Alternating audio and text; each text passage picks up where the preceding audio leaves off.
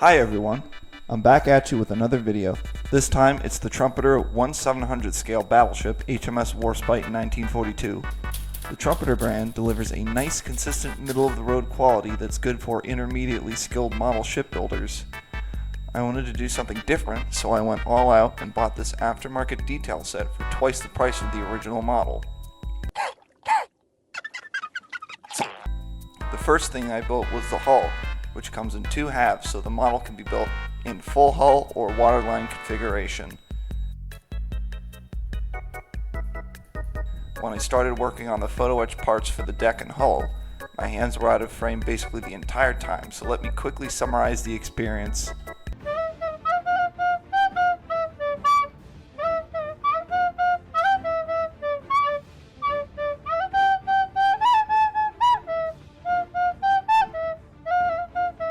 After I figured out that I could apply the glue with an airbrush needle and not straight out of the bottle like a dummy, the rest of the assembly was smooth sailing.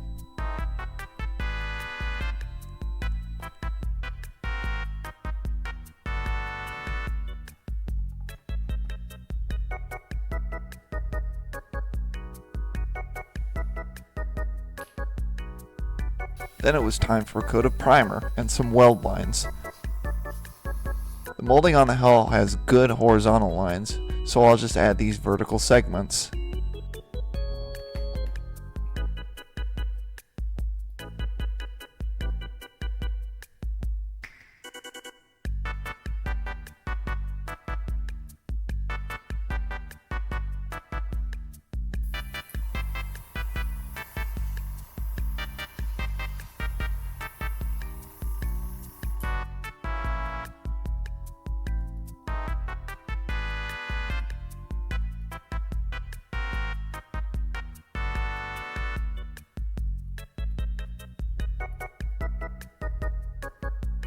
The last part to be painted on with primer is the ship's armored belt, which is the part of the ship's hull where the armor plating is thickest.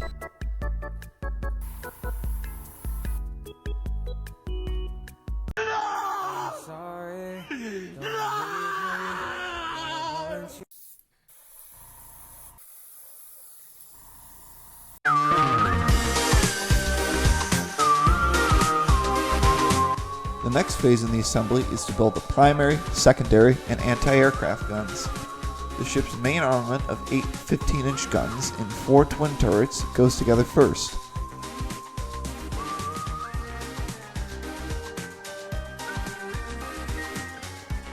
The B and X turrets, which superfire over the A and Y turrets, need holes drilled in them to mount nests for 20mm Oerlikon anti-aircraft guns.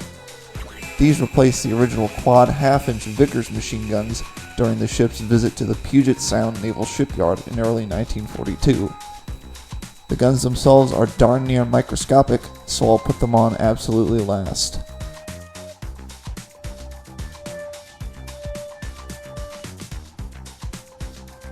The photo etch kit includes replacement brass barrels, but I didn't make any sacrifices to the scale modeling gods, and I am definitely not ready to risk irreversibly damaging the guns while trying to replace the barrels. The secondary guns are 4 twin-mounted 6-inch guns, which were added during the Warspite's major refit in 1937, which cost almost as much as the original expenses of constructing the ship, or about 70 million USD in today's money. The upgrade kit completely replaces these parts and nicely shows off Flyhawk's highly detailed injection molding. Lastly are the octuple pom-pom anti-aircraft guns, which the ship has 4 of. The photo etch kit has metal replacements for the plastic parts, but I opted to just use the railings for the platforms and the sights for the guns.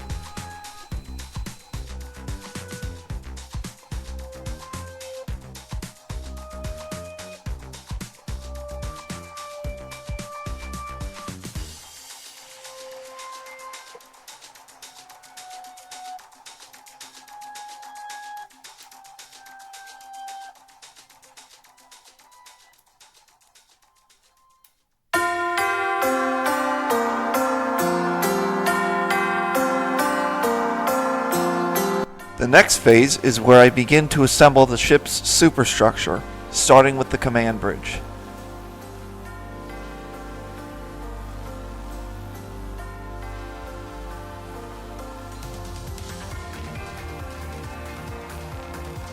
There are relatively few brass parts, so I'll move on to the upper decks and... never mind, I guess I'm not done.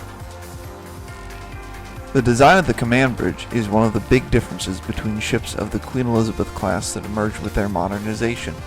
While the Warspite, Valiant, and Queen Elizabeth were refitted with the Queen Anne's Mansion style bridge, the Barham and Malaya more or less kept their original appearance.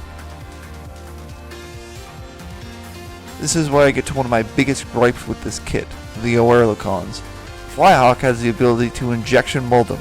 Look, you can even see them in the instructions.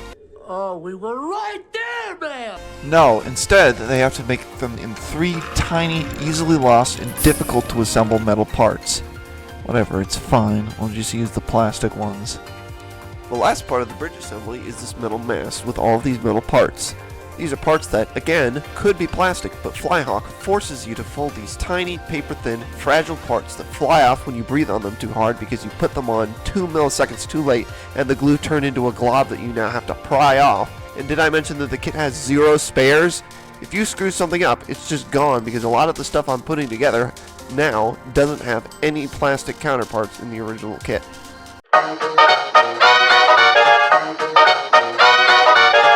After taking so darn long to finish the bridge, I breezed my way through the rest of the superstructure, starting with the aircraft hangar that holds the Warspite's 4 walrus flying boats. On this structure are a pair of cranes, the 4 pom-pom guns, the exhaust funnel, and a few motorized lifeboats.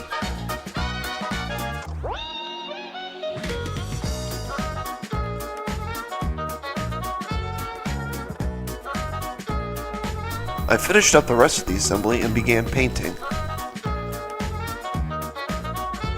Primer goes on first, followed by the light gray and dark gray that make up the Warspite's distinctive camouflage.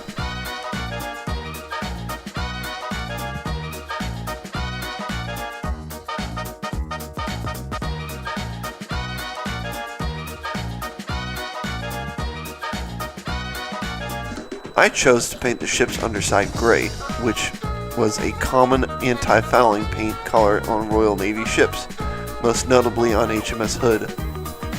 I finished off with the hand-painted details like the ship's wooden deck, the lifeboats, the blast bags on the main guns, and the ship's badge, which depicts a woodpecker on a branch against a blue field.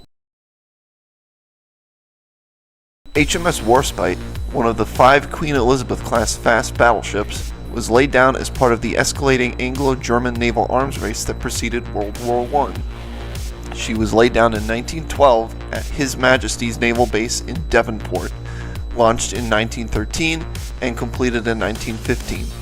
She and her 4 sisters were assigned to the 5th Battle Squadron, which solely consisted of the Queen Elizabeths.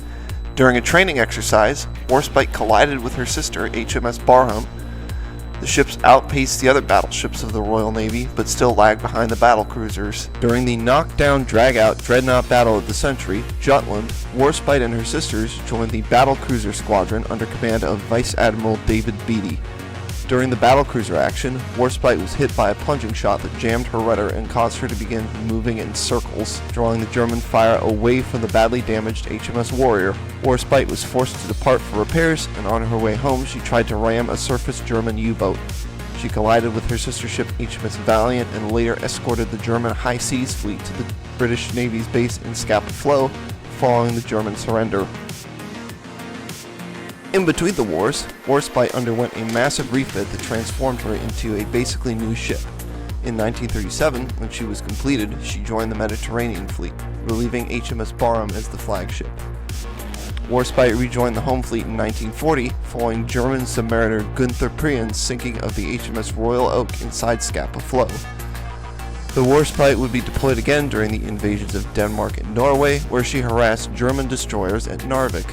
Later that year, she was back in the Med, menacing the Regia Marina at Calabria and scoring the longest-range hit in naval history against the Italian ship Giulio Cesare, which crippled her engines.